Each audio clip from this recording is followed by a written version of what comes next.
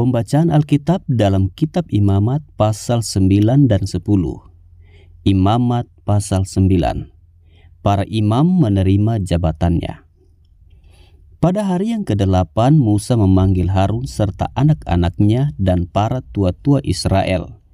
Lalu berkatalah ia kepada Harun, "Ambillah bagimu sendiri seekor lembu muda untuk korban penghapus dosa, dan seekor domba jantan untuk korban bakaran, kedua-duanya yang tidak bercela. Kemudian persembahkanlah itu di hadapan Tuhan. Dan kepada orang Israel haruslah engkau berkata begini, ambillah seekor kambing jantan untuk korban penghapus dosa, dan seekor anak lembu, dan seekor domba, masing-masing berumur setahun dan yang tidak bercela, untuk korban bakaran. Dan lagi seekor lembu dan seekor domba jantan untuk korban keselamatan, supaya dikorbankan di hadapan Tuhan, dan korban sajian yang diolah dengan minyak, karena pada hari ini Tuhan akan menampakkan diri kepadamu." Kemudian dibawa merekalah apa yang diperintahkan Musa ke kemah pertemuan. Lalu mendekatlah segenap jemaat itu dan berdiri di hadapan Tuhan. Kata Musa, "Inilah firman yang diperintahkan Tuhan kamu perbuat, agar kemuliaan Tuhan tampak kepadamu." Kata Musa kepada Harun, "Datanglah mendekat kepada mezbah, olahlah korban penghapus dosa dan korban bakaranmu, dan adakanlah pendamaian bagimu sendiri dan bagi bangsa itu.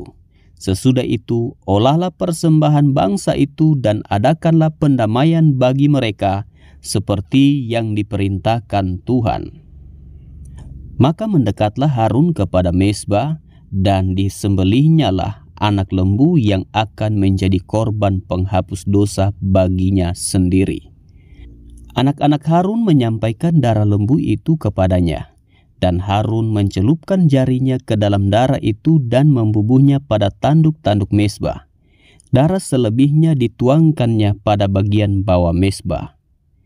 Lemak, buah pinggang, dan umbai hati dari korban penghapus dosa itu dibakarnya di atas mezbah, seperti yang diperintahkan Tuhan kepada Musa. Tetapi daging dan kulitnya dibakarnya habis di luar perkemahan. Kemudian ia menyembelih korban bakaran, lalu anak-anak Harun menyerahkan darah korban itu kepadanya. Maka Harun menyiramkannya pada mezbah sekelilingnya. Juga diserahkan merekalah kepadanya korban bakaran itu menurut bagian-bagian tertentu, beserta dengan kepalanya, lalu dibakarnya di atas mezbah. Isi perut dan betisnya dibasuhnya dan dibakarnya dengan korban bakaran di atas mezbah. Sesudah itu dibawanya persembahan bangsa ke mezbah. Diambilnyalah kambing jantan yang akan menjadi korban penghapus dosa yang bagi bangsa itu. Lalu disembelihnya dan dipersembahkannya sebagai korban penghapus dosa seperti yang pertama. Kemudian dibawanyalah korban bakaran ke mezbah dan diolahnya sesuai dengan peraturan. Selanjutnya dibawanyalah korban sajian dan diambilnya segenggam daripadanya. Lalu dibakarnya di atas mezbah di samping korban bakaran pada waktu pagi. Ia menyembelih juga lembu dan domba jantan yang akan menjadi korban keselamatan bagi bangsa itu. Lalu anak-anak Harun menyerahkan darah korban itu kepadanya. Maka Harun menyiramkannya pada mezbah sekelilingnya. Tetapi segala lemak dari lembu dan dari domba jantan itu, yakni ekor yang berlemak, lemak yang menutupi isi perut, buah pinggang dan umbai hati, segala lemak itu diletakkan mereka di atas dada kedua korban itu. Lalu Harun membakar segala lemak itu di atas mezbah. Dada dan paha kanan itu dipersembahkan Harun sebagai persembahan unjukan di hadapan Tuhan, seperti yang diperintahkan Musa. Harun mengangkat kedua tangannya atas bangsa itu, lalu memberkati mereka. Kemudian turunlah ia, setelah mempersembahkan korban penghapus dosa, korban bakaran, dan korban keselamatan. Masuklah Musa dan Harun ke dalam kemah pertemuan. Setelah keluar, mereka memberkati bangsa itu. Lalu tampaklah kemuliaan Tuhan kepada segenap bangsa itu. Dan keluarlah api dari hadapan Tuhan, lalu menghanguskan korban bakaran dan segala lemak di atas mezbah. Tatkala seluruh bangsa itu melihatnya, bersorak-sorailah mereka, lalu sujud menyembah. Imamat pasal 10. Kematian Nadab dan Abihu. Kemudian anak-anak Harun, Nadab dan Abihu masing-masing mengambil perbaraannya, membubuh api ke dalamnya serta menaruh ukupan di atas api itu. Dengan demikian mereka mempersembahkan ke hadapan Tuhan api yang asing yang tidak diperintahkannya kepada mereka. Maka keluarlah api dari hadapan Tuhan, lalu menghanguskan keduanya, sehingga mati di hadapan Tuhan. Berkatalah Musa kepada Harun, "Inilah yang difirmankan Tuhan, kepada orang yang karib kepadaku kunyatakan kekudusanku, dan di muka seluruh bangsa itu akan kuperlihatkan kemuliaanku." Dan Harun berdiam diri. Kemudian Musa memanggil Misael dan Elsafan, anak-anak Uziel, paman Harun. Lalu berkatalah ia kepada mereka, "Datang kemari, angkatlah saudara-saudaramu ini dari depan tempat kudus keluar perkemahan." Mereka datang dan mengangkat mayat keduanya, masih berpakaian kemeja, keluar perkemahan, seperti yang dikatakan Musa.